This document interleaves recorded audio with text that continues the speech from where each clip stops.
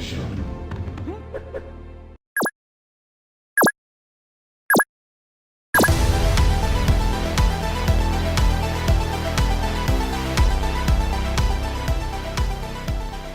Hey everyone, it's Jason from GameRaveTV, otherwise known as Danger Boy, and this is Pause Mode.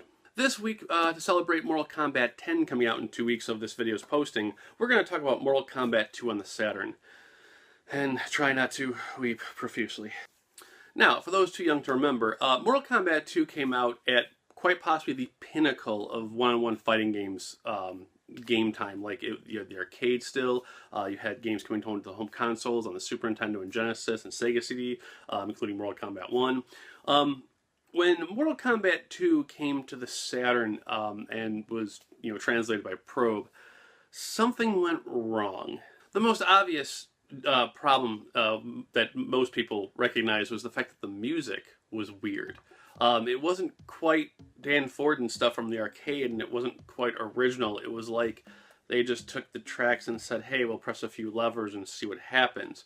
And it's just a stark, bizarre, weird thing going on that it doesn't make the game feel right. More depressing than the actual music was the fact that how many sound effects and voiceovers were missing.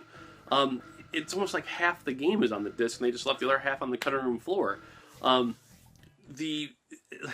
What's funny is if you've read my review of the PlayStation import version of Mortal Kombat 2, which thankfully didn't come here, there was actually an option in the PlayStation version where you could turn the voices on and off for the announcement when you select your characters. And I thought that was really stupid until I turned it on and went back to the game, and it added another set of load times. The PlayStation version of Mortal Kombat 2 was literally a crappier port of the crappier port from the Saturn. There was like no winning in this situation. The next obvious problem would be the graphics. Especially when you compare it to the Super Nintendo, something's wrong. The characters are cut very poorly, they're very low resolution. Even on a standard TV back in the day, it looked weird. Even more bizarre is that the animations were all off. The Saturn actually had to load the special moves as you perform them. So if you were fighting one another and wanted to throw the fireball, literally the game would pause for a split second and then you'd do the move, then you'd be fine. But if you wanted to go to a different move that hadn't been used yet, it would load for another quick second.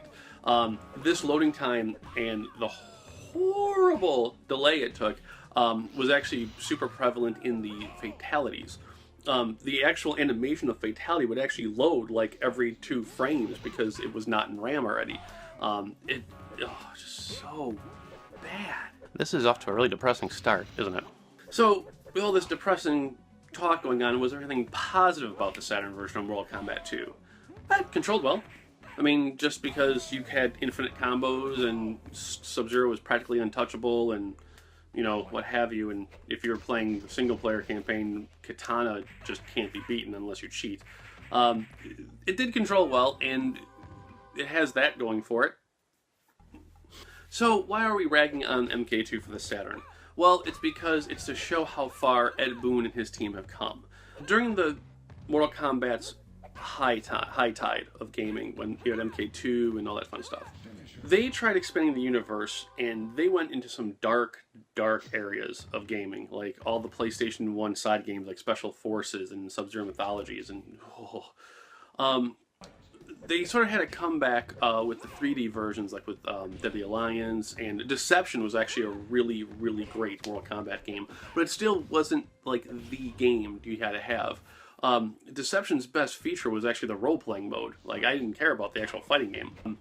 I could not be more excited for Mortal Kombat 10, and just to see how much in-jokes and detail and playability and all the different forms and so forth, it's proof that you can hit a really bad low spot in your time frame and still come back and just be freaking amazing. And it's really cool to see fighting games have this almost second golden era between Mortal Kombat 9 and Street Fighter 5, or Mortal Kombat 10 and Street Fighter 5, and Guilty Gear just looking amazing with the phony 2D, 3D tricks. So about collectability. Unless you're going for a full Saturn collection or just want to collect all the fighting games, there's really no reason to have Mortal Kombat 2 on the Saturn. If you're a retro gamer, the Super Nintendo version is far superior. If you have a PlayStation 3, you can just download the arcade ROM off the PlayStation Store, and then they do have the triple pack as well for the PC. That being said, guys, we'll see you next week in GameRaveTV. I have no idea what we're doing next week, but it's going to be fun, and there are some amazing things going on in the background. We'll talk to you guys next week. Have a good one.